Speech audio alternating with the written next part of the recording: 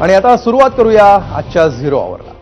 2008 मध्ये झालेल्या मालेगाव बॉम्बस्फोट प्रकरणाचा निकाल लागून सर्व आरोपींची पुराव्याअभावी निर्दोष सुटका झाली। त्यानंतर आता या प्रकरणाची दुसरी बाजू समोर यायला सुरुवात झाली।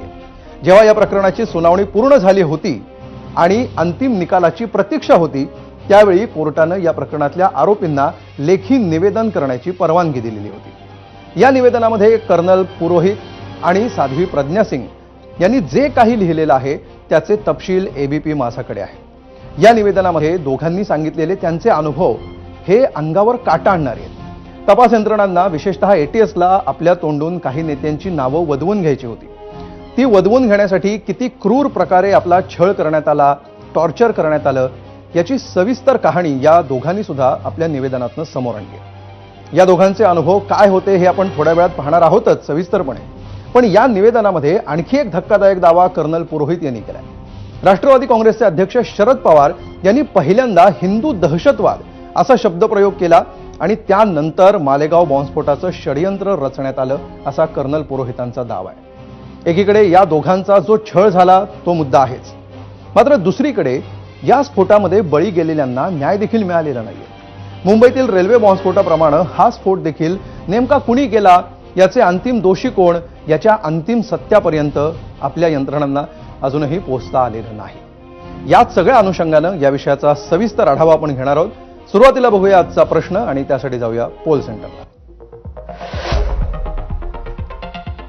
बघा, आजचा आपला प्रश्न आहे, हिंदू दहशतवाद हा शब्द राजकीय फायद्यासाठी वापरला गेला असं वाटतं का? होय आणि नाही असे दोन पर्याय आहेत, यापैकी तुम्हाला योग्य वाटणारा पर्याय तुम्ही निवडू शकता।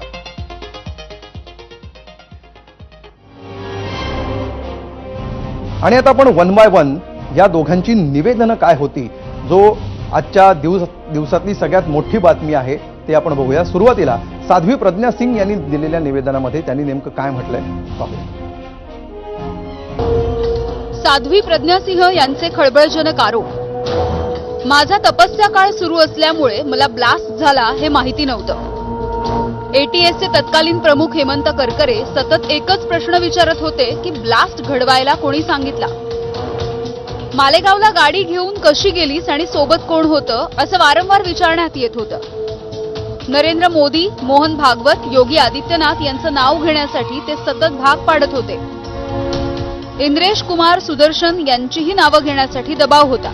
यांच्यापैकी कोणी ब्लास्टची ऑर्डर दिली आणि किती पैसे दिले असं सुद्धा वारंवार विचारण्यात आलं। मला ब्लास्टच्या संदर्भात काहीही माहिती नाही हेच मी सतत म्हणत होते। एटीएस प्रमुख मला शिव्या देत विचारत होते, लवकर बोल, खरं बोल, किती वेळा भेटलीस नरेंद्र मोदीला, काय बोलणं झालं? मी परत परत सांगितलं की मी नरेंद्र मोदी यांना कधीच भेटले नाही। तर ते म्हणाले की तू खोटं बोलतीयस। ज्या मोटरसायकलने ब्लास्ट झाला त्याच मोटरसायकलवरून तू भेटायला गेली होतीस असा आरोपही माझ्यावरती करण्यात आला। छळ सुरू असताना किंचाळण्यामुळे आत आलेल्या परमवीर सिंग यांना करकरेंनी काय असा सवाल केल्याचं नमूद केलंय। त्यानंतर परमवीर सिंग हे निघून गेल्याचंही म्हटलंय। संघाचे पदाधिकारी, भाजप खासदार आणि मुख्यमंत्र्यांना बॉम्बस्फोटामध्ये गोवण्याचं हे षडयंत्र असल्याचं मला समजलं होतं। लेखी उत्तरामध्ये चौकशीच्या दरम्यान साध्वी प्रज्ञा यांना दिलेल्या शिव्या आणि त्यांच्यावरती झालेले आरोप नमूद केले। शारीरिक छळ केल्याचा दावा सुद्धा उत्तरामध्ये आहे। तो कसा केला गेला याचा सविस्तर तपशील उत्तरामध्ये देण्यात आलाय। तर अजूनही बरंच मोठं निवेदन आहे, त्यातले काही निवडक पॉइंट्स आपण बघितले। आपल्या याच अनुभवांविषयी साध्वी प्रज्ञा सिंग यांनी सविस्तर प्रतिक्रिया देखील दिलेली आहे। ती प्रतिक्रिया आता आपण बघूया। मुझे टॉर्चर करना ही उनका उद्देश्य था और नहीं, अगर इनके नाम नहीं लेती हो जो वो कह रहे हैं तो फिर हम तुम्हें टॉर्चर करेंगे। तो उसमें सभी के नाम आए हैं, मैंने लिखित में सब दिया है। माननीय योगी जी का है, माननीय मोहन भागवत जी का है, माननीय सुदर्शन जी का है और इंद्रेश जी का है। सत्य जो है ना वो प्रकट होता है और सत्य प्रकट हुआ। माननीय मोदी जी का भी नाम लिया था। मुझे मैं गुजरात में रहती थी, इसलिए उन्होंने मोदी जी का भी नाम मुझसे कहलवाने का प्रयास किया। मैंने किसी का नाम नहीं बोला क्योंकि सब असत्य कहलवाना चाह रहे थे, इसलिए मैंने किसी का नाम नहीं बोला। परमवीर सिंह बहुत ही धूर्त, मक्कार व्यक्ति था। वह ऑफिसर कहलाने लायक नहीं था क्योंकि उसने कानून के अंतर्गत गैर कानूनी काम किए हैं हेमंत करकरे ने और परमवीर सिंह ने। और सुखविंदर सिंह भी एक ऑफिसर था, उसने भी, खानविलकर ने, आवाड ने, इन सब लोगों ने टॉर्चर किए हैं और बहुत बुरी तरह से टॉर्चर करके बहुत कुछ कहलवाना चाहा। आणि यानंतर तितकंच धक्कादायक निवेदन आहे कर्नल पुरोहित यांचं. पुरोहित यांच्या निवेदनातले महत्त्वाचे आणि धक्कादायक मुद्दे कुठले आहेत तेही आता आपण बघूयात ग्राफिक्सच्या माध्यमातून. कर्नल पुरोहित यांचे खळबळजनक दावे. कर्नल पुरोहित यांचा पहिला आरोप शरद पवारांवर. 2008च्या पक्षाच्या सभेत इस्लामी दहशतवाद नाही तर हिंदू दहशतवाद हा शब्द पहिल्यांदा रचण्यात आला. शरद पवारांच्या या शब्दप्रयोगानंतरच लगेच एका महिन्यात मालेगाव बॉम्बस्फोटाची घटना घडली. पंचवडीला असताना कर्नल RK श्रीवास्तव यांनी लष्करी मुख्यालयातील एक कथित आदेश सांगितला. माझा फोन काढून घेतला. नंतर मला दिल्लीला जाण्याचे आदेश दिले. कर्नल श्रीवास्तव यांनी मला टॅक्सीनं भोपाळला नेलं. नंतर विमानतळावर पोहोचताच हाती असलेलं तिकीट दिल्लीऐवजी मुंबईचं असल्याचं कळलं. हाती मोबाईल नसल्यानं ही गोष्ट मी घरच्यांना कळवू शकलो नाही. मी प्रश्नही विचारले. मला अनुशासन पाळलं नाही तर गंभीर परिणाम होतील असं सांगण्यात आलं. माझ्या पाठीत खंजीर खोपसला गेला होता. कर्नल श्रीवास्तव हे ATSच्या एजंटप्रमाणे काम करत होते. यानंतर मुंबईत पोहोचताच विमानतळावर ATS कर्मचाऱ्यांनी मला ताब्यात घेतलं. यावेळी IBचेही काही अधिकारी हजर होते. मला एका सुमोमध्ये जबरदस्ती बसवून खंडाळ्याच्या निर्जन बंगल्यात नेण्यात आलं. या बंगल्यात तत्कालीन ATS प्रमुख हेमंत करकरे, तत्कालीन ATSचे सहआयुक्त परमवीर सिंग आणि इतरही काही जण होते. करकरे आणि परमवीर सिंग यांनी वारंवार माझ्यावर गोपनीय नेटवर्क आणि संपत्तीची माहिती देण्यासाठी दबाव टाकला. अत्याचाराचं हे सत्र 3 नोव्हेंबर 2008 पर्यंत चालूच होतं. 30 ऑक्टोबरच्या सकाळी TV चॅनलवर बातमी दाखवायला सुरुवात झाली.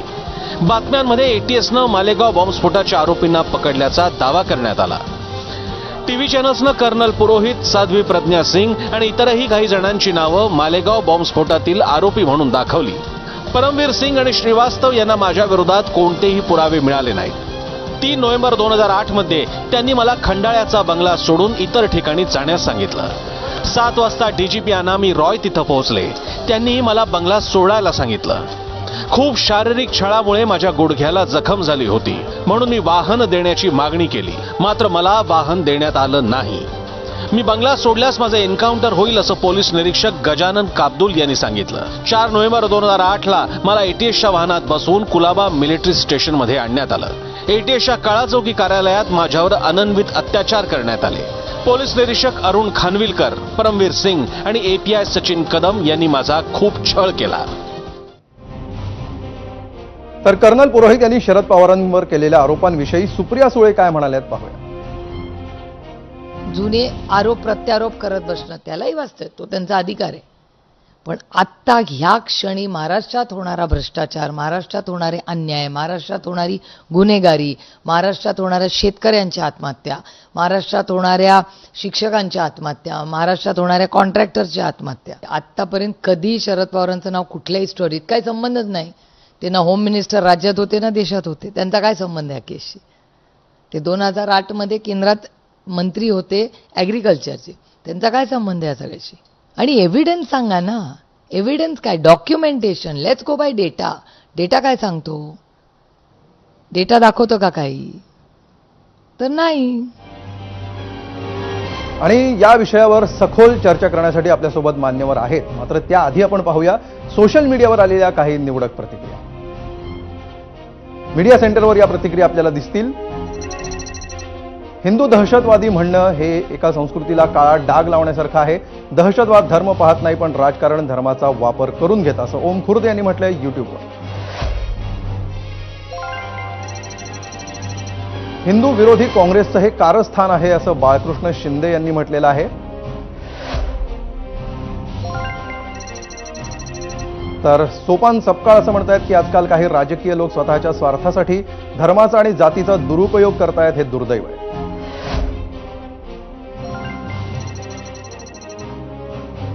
आशिष मनोरे यांनी असं म्हणलेलं आहे की मुळात हिंदू दहशतवाद किंवा मुस्लिम दहशतवाद असं काही नाही. दहशतवाद हा दहशतवाद आहे कारण कुठल्याच धर्मामध्ये हिंसा शिकवली जात नाही. त्याचा वापर फक्त आपल्या फायद्यासाठी केला जात असतो. पुढची X वरून आलेली प्रतिक्रिया अपर्णा पवार भोईर यांची. त्या म्हणतात, हो नक्कीच, एका धर्माचं नाव वापरून सामान्य लोकांना भावनिक करून मतांचं ध्रुवीकरण करून स्वतःचा राजकीय फायदा करून घेतला जातोय.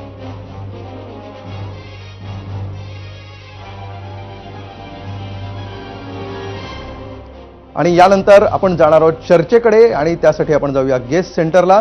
आपल्यासोबत मान्यवर पाहुणे आलेले आहेत. आपल्याबरोबर मालेगावमधून या खटल्यातून निर्दोष सुटलेले